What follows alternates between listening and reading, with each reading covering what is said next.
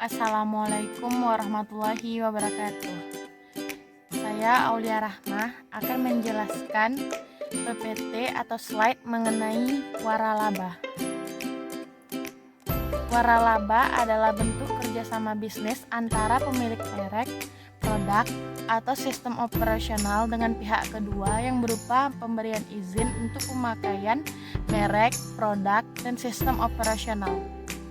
Dalam waralaba, ada dua pihak yang terlibat, yaitu pemberi waralaba atau kita sebut juga dengan franchiser, dan juga penerima waralaba yang kita sebut dengan franchise.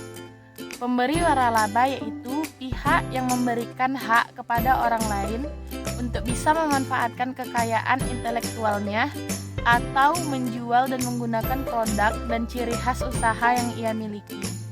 Sedangkan penerima waralaba yaitu badan usaha atau perorangan yang berhak menggunakan kekayaan intelektual yang memberikan dan diberikan oleh waralaba tersebut. Sejarah waralaba. Sebelum menjadi marak seperti sekarang, waralaba telah menjalani sejarah yang cukup panjang. Waralaba pada awalnya diperkenalkan pada sekitar tahun 1950 oleh Isaac Singer. Isaac Singer merupakan pembuat mesin jahit bermerek Singer. Pada waktu itu, ia ingin untuk meningkatkan penjualannya. Meskipun usahanya yang dilakukan Singer gagal, ia merupakan orang pertama yang mengenalkan model bisnis waralaba. Metode penjualan yang dilakukan oleh Isaac Singer ditiru oleh pebisnis-pebisnis lainnya. Mereka yang mengikuti model waralaba Isaac Singer ini disebut telah cukup mencapai kesuksesan. Salah satu yang pertama mengikutinya yaitu salah satu industri otomotif di Amerika Serikat, yakni General Motors Industry di tahun 1898. Sedangkan salah satu pengikut model bisnis waralaba yang paling sukses yaitu pendiri Coca-Cola, yakni John S. Pemberton. Jenis waralaba. Jenis waralaba terbagi menjadi dua. Yang pertama yakni waralaba luar negeri. Waralaba luar negeri ini merupakan jenis waralaba yang berasal dari luar negeri. Biasanya jenis waralaba yang sudah terkenal di berbagai negara di seluruh dunia serta telah memiliki sistem yang lebih jelas. Merek waralaba luar negeri ini memang dinilai lebih bergengsi menurut persepsi masyarakat. Contoh dari waralaba luar negeri tersebut yakni McDonald's, Pizza Hut, Burger King, KFC, dan lain-lain. Dan jenis yang kedua yakni waralaba dalam negeri. Waralaba dalam negeri merupakan jenis waralaba yang berasal dari dalam negeri. Jenis waralaba ini dinilai bisa menjadi investasi yang cukup bagus. Biasanya skala usaha waralaba dalam negeri memang lebih kecil dan lebih terjangkau. Contoh dari waralaba dalam negeri yakni diantaranya Kebab Raffi, Esteller 77, dan lain-lain. Perkembangan waralaba di Indonesia. Sistem waralaba di Indonesia mulai dikenal sejak tahun 1950-an. Sistem waralaba yang pertama muncul pada saat itu yakni munculnya sebagai dealer kendaraan bermotor melalui sistem perjanjian lisensi. Pada tahun 1970-an, waralaba mulai berubah dengan waralaba memiliki hak untuk memproduksi sendiri produknya. Berkembangnya waralaba juga memicu pengusaha waralaba Indonesia, yakni kita sebut juga dengan Upwindo atau Asosiasi Pengusaha Waralaba Indonesia.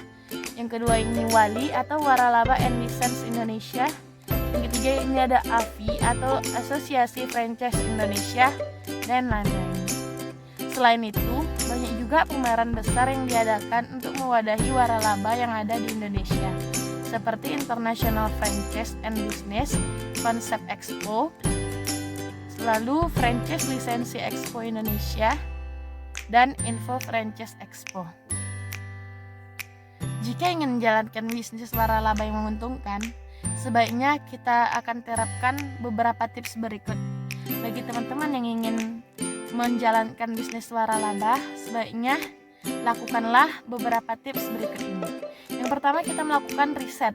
Sebelum memilih sebuah brand waralaba, sebaiknya cari tahu terdahulu jejak brand tersebut dan reputasinya di mata konsumen.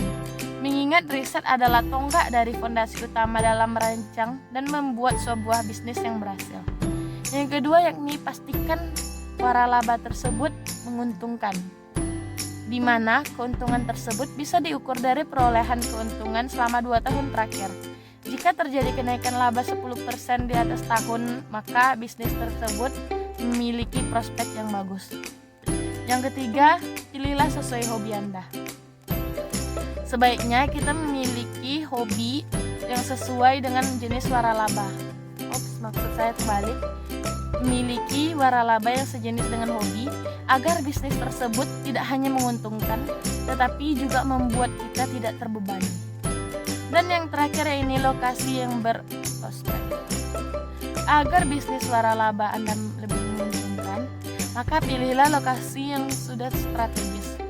Mengingat lokasi tersebut banyak dilalui konsumen, mudah diakses serta berada di kawasan bisnis seperti mall, food court, atau tempat strategis lainnya.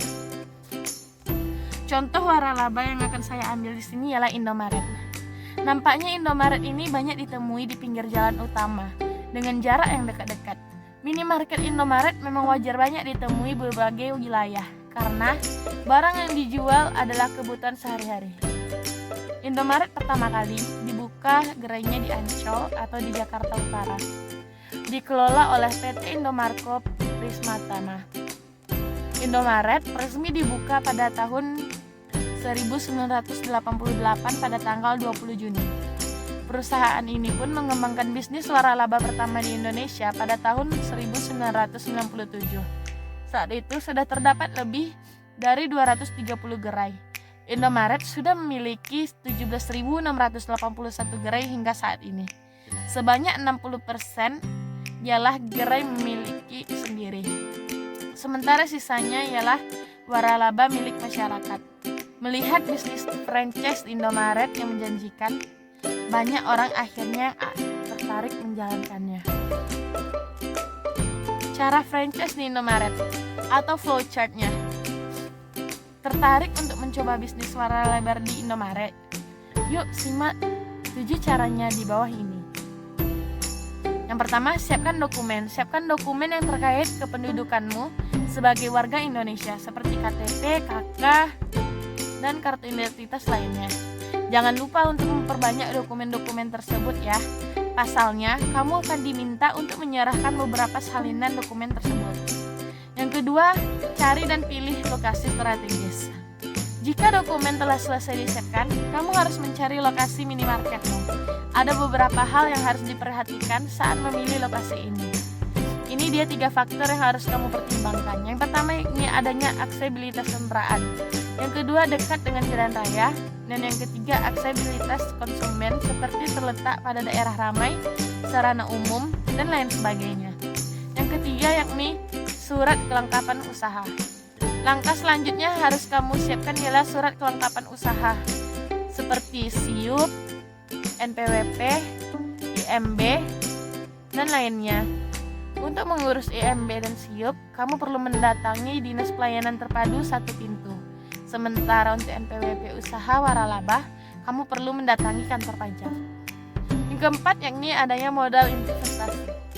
Modal menjadi satu hal dasar dalam membuka suatu usaha. Untuk itu, kamu perlu setidaknya siapkan modal yang akan investasikan. Modal tersebut nantinya akan kamu serahkan kepada pihak Indomaret sebagai pemilik merek pada permohonan kerjasama disetujui. Besarnya modal tergantung jenis usaha waralaba yang kamu pilih. Terdapat pilihan membuka Indomaret dari awal atau mengambil usaha yang telah ada. Kisaran modal yang kamu butuhkan sekitar 300 hingga 400 juta untuk pembukaan Indomaret yang baru. Yang kelima, yakni mendaftar lewat call center waralaba Indomaret. Jika semua syarat-syarat di atas telah dipenuhi, maka kamu bisa menghubungi call center Indomaret atau kamu bisa mengunjungi website Indomaret untuk mengunduh formulir pendaftaran selanjutnya. Kamu hanya tinggal menunggu kedatangan tim survei untuk mengecek lokasi waralaba. Dan yang keenam, yakni adanya tahap presentasi. Tim verifikator dari Indomaret nantinya akan melakukan presentasi setelah melewati proses pendaftaran. Presentasi akan terdiri dari 2 tahap. Tahap yang pertama ini terkait keuntungan toko per bulan, mekanisme kerjasama, besarnya modal, dan sistem operasional toko. Untuk tahap pertama, kamu akan diminta untuk membawa kelengkapan dokumen, surat kelengkapan usaha, dan tahap kedua terkait hasil survei lokasi, perancangan anggaran belanja, hingga besarnya investasi modal. Setelah syarat dan kelengkapan telah disetujui, kamu akan diminta menandatangani kontrak, yakni MOU. MOU ini akan mengatur kepengurusan izin pembukaan toko, perenovasian toko, seleksi dan pelatihan karyawan, pembelian perlengkapan toko, hingga pembayaran per minggu. Yang ketujuh, yakni adalah pembukaan toko. Setelah berbagai tahapan di atas yang selesai, kamu sudah bisa merencanakan pembukaan toko. Pihak Indomaret akan membantu kamu dalam proses pembukaan dan promosi. Tanda tangan kontrak kerjasama selama 5 tahun juga akan dilakukan dalam tahap pembukuan ini. Kita akan melanjutkan ke flowchart. Di sini ialah pegawai UD Najwa. UD Najwa maksudnya di sini usaha dagang Najwa, pemilik Indomaret tersebut. Jika ia pemilik Indomaret tersebut, maka ia akan melakukan mulai memesan barang.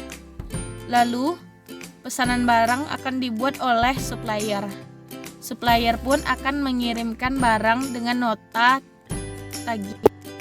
Lalu nota tagihan pun akan diterima oleh UD Najwa dan dicatat ke pembelian di jurnal dan melakukan pembayaran. Lalu UD Najwa melakukan pembayaran kepada supplier dan supplier pun akan mengirim barang ke gudang. Setelah pegawai UD Najwa mencatat pembelian di jurnal, lalu ia pun akan mencatat jurnal pembelian tersebut. Dan setelah itu, manajer pun akan mengetahui jurnal pembelian tersebut dan akan melaporkan kepada manajer jurnal stok barang tersebut. Untuk bagian gudang akan menerima barang yang telah dikirim oleh supplier, lalu akan membungkus barang menjadi paket kecil dan mencatat stok barang dagang tersebut yang akan diletakkan di toko.